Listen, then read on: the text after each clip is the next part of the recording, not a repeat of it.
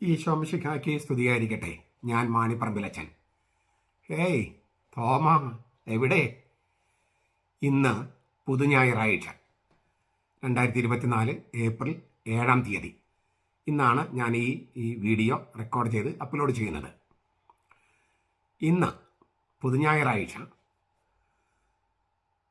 ലോകമാസകലമുള്ള ലത്തീൻ കത്തോലിക്ക പള്ളികളിൽ വായിച്ച സുവിശേഷ പാഠം യോഹന്നാന്റെ സുവിശേഷം 20-ാം അധ്യായം 19 മുതൽ 31 വരെ തിരുവചനങ്ങളാണ്. സീറോ മലബാർ സഭ തുടങ്ങിയ പൗരത്യ സഭകളിൽ വായിച്ചത് ഇതേ തിരുവചന പാഠത്തിൽ 19 മുതൽ എന്നതിന് പകരം 24 മുതൽ 31 വരെയാണ്. അതിൽ പ്രധാനപ്പെട്ട ചില വാക്കുകൾ ഞാനൊന്ന് പറയട്ടെ.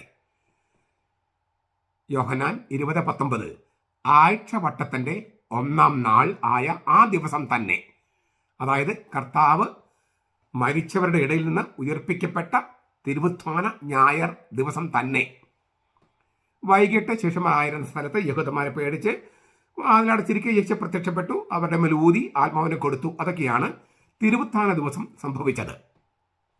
ഞാൻ പിന്നീടൊരു വീഡിയോയിൽ ഉത്ഥിതൻ്റെ പ്രത്യക്ഷപ്പെടലുകൾ ഏതൊക്കെ എന്ന് എവിടെ വെച്ച് അതെല്ലാം ഒരു കൃത്യമായിട്ട് ഞാൻ രേഖാസഹിതം അതിൻ്റെ ആ ക്രോണോളജിക്കൽ ഓർഡർ, അതിൻ്റെ സമയക്രമത്തിലുള്ള ആ പ്രത്യക്ഷപ്പെടലുകൾ ഞാൻ പിന്നീട് അവതരിപ്പിക്കാം. ഇപ്പം ഞാൻ പറയുന്നത് തിരുവുത്ഥാന ഞായറിൻ്റെ അന്ന് വൈകിട്ട് ശിഷ്യന്മാർക്ക് പ്രത്യക്ഷപ്പെട്ട് അവരുടെ മേൽ ഊതി ആത്മാവിനെ കൊടുത്ത് ചില കാര്യങ്ങൾ ചെയ്തു. എന്നിട്ട് അത് കഴിഞ്ഞിട്ട് ശിഷ്യന്മാർ, അന്ന് തോമസ് ലീഹ അവരുടെ കൂട്ടത്തിലുണ്ടായിരുന്നില്ല. മറ്റ് അപ്പസ്തോലന്മാർ, അതായത് യൂദാസ് കൈവിട്ട് പോയി, മരിച്ചുപോയി. ബാക്കിയുള്ള അപ്പസ്തോലന്മാരുണ്ടായിരുന്നു. തോമസ് ഒഴികെയുള്ളവർ തോമസിനോട് പറഞ്ഞു, ഞങ്ങൾ കർത്താവിനെ കണ്ടു. അപ്പോൾ തോമസ് പറഞ്ഞു, ഞാനത് വിശ്വസിക്കില്ല എന്ന് പറഞ്ഞ് അദ്ദേഹത്തിൻ്റെ വ്യവസ്ഥകളൊക്കെ വെച്ചു.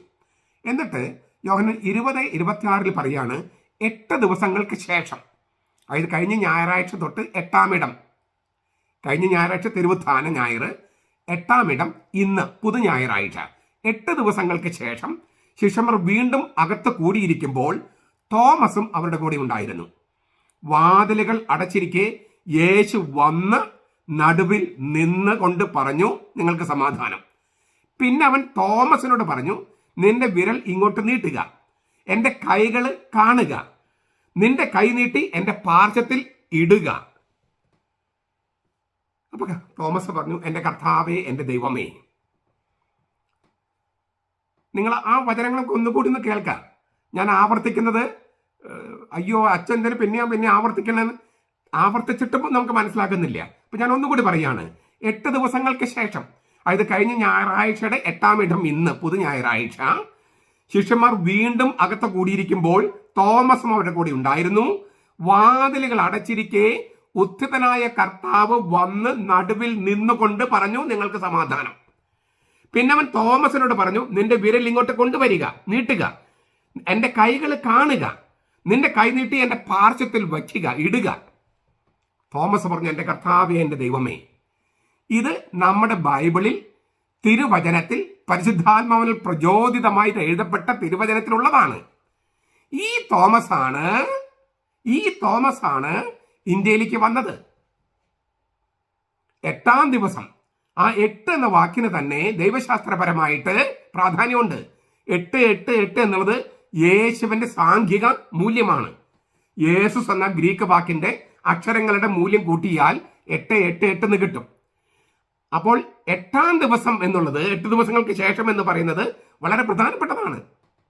ഞായറാഴ്ചയിൽ നിന്ന് 8-ാം ഇടം ഇന്ന് പുതു ഞായറാഴ്ച. അപ്പോൾ യേശുവിന്റെ സാംഖിക മൂല്യം 8 സൂപ്പർലേറ്റീവ് 8, ആ ദിവസമാണ് തോമസിന്, സവിശേഷമായി തോമസിന് പ്രത്യക്ഷപ്പെടുന്നത് ഉത്ഥിതനായ കർത്താവ്. എന്നിട്ട് തോമസിന് നേരിട്ട് സംസാരിക്കുകയാണ് ഉത്ഥിതനായ യേശു. നിന്റെ വിരൽ ഇങ്ങോട്ട് നീട്ടുക, എൻ്റെ കൈകൾ കാണുക, നിന്റെ കൈ നീട്ടി എൻ്റെ പാർശ്വത്തിൽ ഇടുക. അപ്പോൾ തോമസ് എന്ത് ചെയ്തു? നമ്മുടെ ബൈബിൾ മുഴുവൻ പരിശോധിച്ചാൽ ഇത്രയും ഉന്നതമായിട്ടുള്ള ഒരു വിശ്വാസ പ്രഖ്യാപനം മറ്റാരും നടത്തിയിട്ടില്ല. പത്രോസോ പൗലോസോ യോഹന്നാനോ ആരും നടത്തിയിട്ടില്ല. തോമസ് ആണ്, എൻ്റെ കർത്താവേ, എൻ്റെ ദൈവമേ, എൻ്റെ യാഹ്വേ, എൻ്റെ എലോഹിം. എൻ്റെ അദോണി. ഇത്രയും ഉന്നതമായ ഒരു വിശ്വാസ പ്രഖ്യാപനം ബൈബിളിൽ മറ്റൊരിടത്തുമില്ല. അത്രയും വലിയ വിശ്വാസം പ്രഖ്യാപിച്ച, ഉത്ഥിതനായ കർത്താവിനെ നേരിട്ട് കണ്ട, ഉത്ഥിതനായ കർത്താവ് നേരിട്ട് പ്രത്യക്ഷപ്പെട്ട, ഇങ്ങനെ സംസാരിച്ച ആ തോമാസ് ലീഗയാണ് ഇന്ത്യയിൽ വന്നത്. മറ്റേതൊരു രാജ്യത്താണെങ്കിലും ഈ തോമസിന്റെ ഓർമ്മ, ഈ 8-ാം ദിവസം, തിരുവുത്താനത്തിന് 8-ാം ദിവസം ആ തോമസ് ലീഗ ഇന്ത്യയിൽ വന്നു. മറ്റേതെങ്കിലും രാജ്യത്താണ് തോമസ് ലീഗ പോയിരുന്നെങ്കിൽ ഇന്നത്തെ തിരുനാൾ എങ്ങനെയൊക്കെ ആയിരുന്നേനെ? തീർന്നില്ല. ഈ തോമസ് ലീഗ 7 പള്ളികൾ ആണ് സ്ഥാപിച്ചത്. 7.5 പള്ളി. ആ 7.5ക്കും ഒരു അർത്ഥമുണ്ട്. 3.5 എന്ന് ബൈബിളിൽ അർത്ഥമുള്ളതുപോലെ 7.5ക്ക് അർത്ഥമുണ്ട്. 7 പള്ളി എന്ന് കരുതുക. 7 പള്ളികൾ അവൻ സ്ഥാപിച്ചു, എന്ന് വെച്ചാൽ സഭാ സമൂഹങ്ങൾ. തോമസ് ലീഗ നേരിട്ട് കേരളത്തില് അവിടെ ഇന്ന് പുതുഞായറാഴ്ചത്തെ ആഘോഷങ്ങൾ എങ്ങനെയുണ്ടായിരുന്നു? മറ്റേതു രാജ്യത്താണെങ്കിലും എന്തായിരിക്കും സംഭവിച്ചിരിക്കുക? കഴിഞ്ഞ ഞായറാഴ്ച കഴിഞ്ഞ് തിങ്കളാഴ്ച മുതൽ, അപ്പൊ തിങ്കളാഴ്ച മുതലെടുത്തുള്ള 7 പള്ളികൾക്ക് 7 ദിവസമുണ്ട്. തിങ്കൾ, ചൊവ്വ, ബുധൻ, വ്യാഴം, ഈ ദിവസം വരെ. അപ്പോൾ 7 പള്ളികളെ കേന്ദ്രീകരിച്ച് ഈ സീറോ മലബാർ സഭയിലെ ആളുകൾ മുഴുവൻ പ്രദക്ഷിണമായിട്ടോ റാലിയായോ മറ്റേതെങ്കിലും തരത്തിലെല്ലാം വന്ന് 7 പള്ളികളിലെയും കൂട്ടി യോജിപ്പിച്ച് ഈ ദിവസത്തേക്ക് ഇങ്ങനെ തോമാസ് ലീഗയുടെ ഒപ്പം എൻ്റെ കർത്താവേ, എൻ്റെ ദൈവമേ എന്ന് പറയാനുള്ള ആ വിശ്വാസ പ്രഖ്യാപനത്തിന് ഒരുങ്ങുകയായിരിക്കും ചെയ്യുക. അപ്പോൾ 8 എന്ന സംഖ്യയും തോമസ് ലീഗ സ്ഥാപിച്ച 7 എന്ന സംഖ്യയും വളരെ സമഞ്ജസമായി സമ്മേളിക്കുന്ന തിരുവുത്ഥാന ഞായറിനും പുതുഞായറിലേക്കുള്ള ആഘോഷം ലോകത്തെല്ലാവിടെയും ഇതായിരുന്നു. ഈ അടുത്ത കാലത്ത് ലത്തീൻ ഓർദോയില് ബ്രാക്കറ്റില് ഡിവൈൻ മേഴ്സി സൺഡേ എന്ന് കൊടുത്തിട്ടുണ്ട്, ദൈവകരുണയുടെ ഞായർ. എന്നിട്ട് അങ്ങനെ അത് ഈ അടുത്ത കാലത്ത് ബ്രാക്കറ്റിലാണ്. ബ്രാക്കറ്റില് വേണമെങ്കിൽ ആകാം എന്നുള്ളതാണ്. നമ്മുടെ നാട്ടിൽ എന്താണ് സംഭവിച്ചത്? ഈ തോമസ് ലീഗ് ഇപ്പൊ എവിടെ പോയി? സീറോ മലബാർ സഭ എന്ത് ചെയ്യുന്നു? ഈ 7 പള്ളികളും ഞാൻ വീണ്ടും പറയാണ്, സീറോ മലബാർ രൂപതകളുണ്ട്. വ്യക്തിഗത സഭ എന്ന് പറഞ്ഞാൽ, ഇത് വ്യക്തിഗത സഭയാണെന്ന് പറഞ്ഞാലും വ്യക്തിഗതയേ ഉള്ളൂ, സഭയായിട്ടില്ല. രൂപതകളെല്ലാം ഗംഭീരമായിട്ട് കാര്യങ്ങൾ ചെയ്യുന്നുണ്ട്. പക്ഷെ സഭയോ സമുദായ ബോധമോ, നമുക്ക് സമുദായ ബോധത്തിൻ്റെതായ ഒരു പൊതു നിലപാടോ നമുക്ക് ഇതുവരെ ഉണ്ടായിട്ടില്ല. അത് ഉണ്ടാക്കാനുള്ള ശ്രമം നടക്കേണ്ട ദിവസമായിരുന്നില്ലേ ഇത്? ഉത്ഥാന ഞായർ കഴിഞ്ഞ് തിങ്കളാഴ്ച മുതൽ 7 പള്ളികൾ, തോമസ് ലീഗ സ്ഥാപിച്ച 7 പള്ളികൾ, ആ പള്ളികളോട് ബന്ധപ്പെട്ട് സീറോ മലബാർ സഭ മുഴുവൻ, സീറോ മലങ്കര സഭ, യാക്കോബിയ സഭ, ഓർത്തഡോക്സ് സഭ, പിന്നെ ഇത് വിശ്വാസ പ്രഖ്യാപനത്തിന്റെ ഏറ്റവും അത്യുച്ചയായതുകൊണ്ട് പെന്തക്കോസ്ത ദൈവസഭക്കാരും പ്രോട്ടസ്റ്റന്റ് സഭക്കാരും CSIക്കാരും എല്ലാവരും യോജിക്കും. അങ്ങനെയല്ലേ? അതല്ലേ ആഘോഷിക്കേണ്ടിയിരുന്നത്? അതിന് പകരം ഈ സിസ്റ്റർ ഫൗസ്തീനയ്ക്ക് ദർശനമുണ്ടായി എന്ന് കരുതപ്പെടുന്ന ഒരു പടം, അത് വെച്ചിട്ട് ദൈവകരുണയാണ് ചെയ്തുകൊണ്ടിരുന്നത്. അതിൽ തെറ്റൊന്നുമില്ല. പക്ഷെ അതാണോ ഭാരതത്തിൽ ചെയ്യേണ്ടത്? സിസ്റ്റർ ഫൗസ്തീന ഭാരതത്തിൽ വന്നിട്ടുണ്ടോ? ദൈവകരുണയ്ക്ക് വളരെ വലുതാണ്. അത് ഇന്നല്ല ദൈവകരുണ ആഘോഷിക്കാം.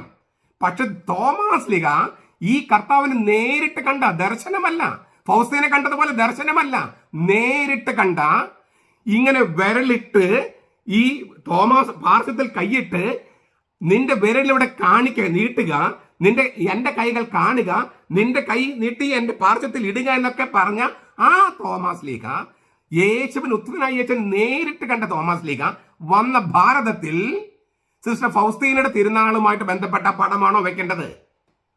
അതോ തോമസ് ലീഗയുമായിട്ട് ബന്ധപ്പെട്ട ഐക്കണുകളാണോ വെക്കേണ്ടിയിരുന്നത്? തിരുവചനത്തിൽ ഇത്രമാത്രം വ്യക്തമായിട്ട് എഴുതിയിരിക്കുന്ന ഒരു സംഗതിയാണോ ആചരിക്കേണ്ടത്? അതോ ഒരു ദർശനം? ഞാൻ ആവർത്തിക്കുന്നു, അത് തെറ്റൊന്നുമല്ല. പക്ഷെ തിരുവചനത്തിന് താഴെയല്ലേ അത് നിൽക്കുക? തോമസ് ലീഗ ഇന്ത്യയിൽ വന്നു, ഇത്തരം സഭകൾ സ്ഥാപിച്ചു. ഇത് ചരിത്രപരമായി അത്രയും പ്രധാനപ്പെട്ടതല്ലേ? ദൈവശാസ്ത്രപരമായി അത്യുച്ചയിൽ നിൽക്കുന്ന സംഭവമല്ലേ? ഇതല്ലേ ആഘോഷിക്കേണ്ടത്? അപ്പൊ നിങ്ങൾക്ക് വേണമെങ്കിൽ തിരിച്ചു ചോദിക്കാം, ജൂലൈ 3 ഉണ്ടല്ലോ. ഉണ്ട്, അത് തോമസ് ലീഗയുടെ തിരുനാള്. ഇതല്ല, ഇത് വിശ്വാസ പ്രഖ്യാപനത്തിന് അത്യുച്ചി, തിരുവചനത്തിന്റെ തിരുനാള്, ഉത്ഥിതനായ കർത്താവിന്റെ തിരുനാള്, അവന്റെ വിലാപ്രത കൈവച്ചവന്റെ തിരുനാള്, അവന് വിലാപ്രം കാണിച്ചു തന്നവന്റെ, അവനോട് ഒട്ടിച്ചേർക്കപ്പെട്ടവന്റെ, അങ്ങനെ ശ്ലൈഹിക കൗതാശിക പിന്തുടർച്ച വെളിപ്പെടുത്തിയവന്റെ, അങ്ങനെയുള്ള തിരുനാളല്ലേ ആഘോഷിക്കേണ്ടത്? അങ്ങനെയല്ലേ നമ്മൾ ആഘോഷിച്ചിരുന്നത്? അപൂർവം ചില രാജ്യങ്ങളിൽ ഒഴികെ ബാക്കി എല്ലാവിടെയും ഇത് തന്നെ ആഘോഷിക്കുന്നത്. ഈ ദൈവകരുണയുടെ ഞായർ എന്നുള്ളത് ഈ അടുത്ത കാലത്ത് കൂട്ടിച്ചേർത്തതാണ്. ചെയ്യാം, തെറ്റൊന്നുമില്ല. പക്ഷേ ആ പടമാണോ വെക്കേണ്ടത്? സിസ്റ്റർ ഫൗസ്റ്റീന തന്നെ വരച്ച് അത് താൻ കണ്ടതുപോലെ അല്ല എന്ന് പറഞ്ഞിട്ടുണ്ട്. താൻ കണ്ടത് ഇതുപോലെ അല്ല. ആ ചിത്രമാണ് വെച്ചിട്ട് നമ്മൾ ദൈവകരുണയാണോ ആഘോഷിക്കേണ്ടിയിരുന്നത്? അത് നമുക്ക് ആഘോഷിക്കാം ഇതിന് താഴെ. അപ്പൊ എന്താണ് ശരിക്കും പ്രശ്നം? തിരുവചനത്തെക്കാൾ, കർത്താവിനേക്കാൾ, വിശ്വാസ സത്യത്തെക്കാൾ, വിശ്വാസ പ്രഖ്യാപനത്തെക്കാൾ വിശുദ്ധർക്ക് പ്രാധാന്യം കൊടുക്കുന്ന ഒരു തെറ്റായ പ്രവണത കത്തോലിക്ക സഭയിലുണ്ട്. ആ തെറ്റായ പ്രവണതയാണ് സീറോ മലബാർ സഭയിൽ അംഗങ്ങൾ തന്നെ ആയിട്ടുള്ള ചില ചാനലുകളും അല്ലാത്തവരും ആഘോഷിച്ചു കൊണ്ടിരുന്നത്. അതിനപ്പുറത്ത് ഇത് ഈ യേശുവിന്റെ, അതായത് ഉത്ഥാനം ചെയ്ത കർത്താവ് തോമസിലേക്ക് പ്രത്യക്ഷപ്പെട്ടതിന്റെയും ശിഷ്യന്മാരുടെ മേൽ ഊതി പരിശുദ്ധാത്മാവിനെ കൊടുത്തതിന്റെയും തിരുനാള് ഏറ്റവും ആഘോഷമായി. ആഘാടല്ല ഞാൻ പറയുന്നത്, DJ പാർട്ടിക്ക് വെച്ചിട്ടുള്ള ആഘോഷമല്ല ഞാൻ പറയുന്നത്. അല്ലാതെ ഏറ്റവും അർത്ഥവത്തായി എല്ലാ സഭകളെയും ഒന്നിപ്പിച്ചു കൊണ്ടുവരുന്ന ഒരു ഐക്യതയുടെ സന്ദേശവും തോമാസ് ലീഗയുടെ പാരമ്പര്യവും ശ്ലൈഹിക പിന്തുടർച്ചയും അതിന്റെ ആ സാമുദായിക ബോധവുമെല്ലാം വിളിച്ചോതുന്ന, അത് വലിയ ഗംഭീരമായ തോതിൽ വേണം, ചെറിയ തോതിലല്ല. അങ്ങനെ ചെയ്യേണ്ടതായിരുന്നില്ലേ? അതുകൊണ്ടാണ് ഞാൻ തുടക്കത്തിൽ ചോദിച്ചത്, ഹേയ് തോമ എവിടെ? നമ്മൾ നേരെയാകില്ല എന്ന് സ്വയം തീരുമാനിച്ചിരിക്കുകയാണോ? എന്റെ ഈ വീഡിയോ കേൾക്കുന്നവർക്ക് ഞാൻ പറയുന്ന കാര്യങ്ങൾ നിങ്ങൾക്ക് യുക്തമെന്ന് തോന്നുന്നുണ്ടെങ്കിൽ എനിക്ക് പരിചയമുള്ള മെത്രാന്മാരെയൊക്കെ ഞാൻ അറിയിക്കുന്നുണ്ട്. നിങ്ങൾക്ക് പരിചയമുള്ള മെത്രാന്മാരെ നിങ്ങൾ അറിയിക്കുക. തീർന്നില്ല, അൽമായർക്കും ഇതിന് നേതൃത്വം കൊടുക്കാം. ഇപ്പം അൽമായരല്ലേ വിപ്ലവം, ഈ സഭ വിശ്വാസികളുടെ കൂട്ടായ്മയാണ്, ദൈവജനമാണെന്ന് പറഞ്ഞത് ഏറ്റവും സത്യമായിട്ട് ഭവിച്ചിരിക്കുന്ന ഒരു കാലയളവല്ല നമ്മൾ ജീവിക്കുന്നത്. നേതൃത്വം അഴകുഴമ്പനായി മാറിയപ്പോൾ അൽമായ നേതൃത്വം വളരെ ശക്തമായി ദൈവജനമാണ് സഭ എന്ന് ഉറക്കെ ലോകത്തോട് പ്രഖ്യാപിക്കുന്ന ഒരു കാലയളവിൽ നമ്മൾ ജീവിക്കണേ. അതിന് തെളിവുകളൊക്കെ നമ്മൾ അനുദിനം കാണുകയാണ്. സഭീശറ്റമായി എറണാകുളത്ത് തോമസ് ലീ സ്ഥാപിച്ച പള്ളികൾ അവിടെ ഉണ്ടല്ലോ. അപ്പൊ ഇതിനെയെല്ലാം കൂട്ടിയോജിപ്പിക്കുന്ന തരത്തിൽ അൽമായർക്കും ഇങ്ങനെ ചില മുൻകൈ എടുക്കാൻ സാധിക്കും.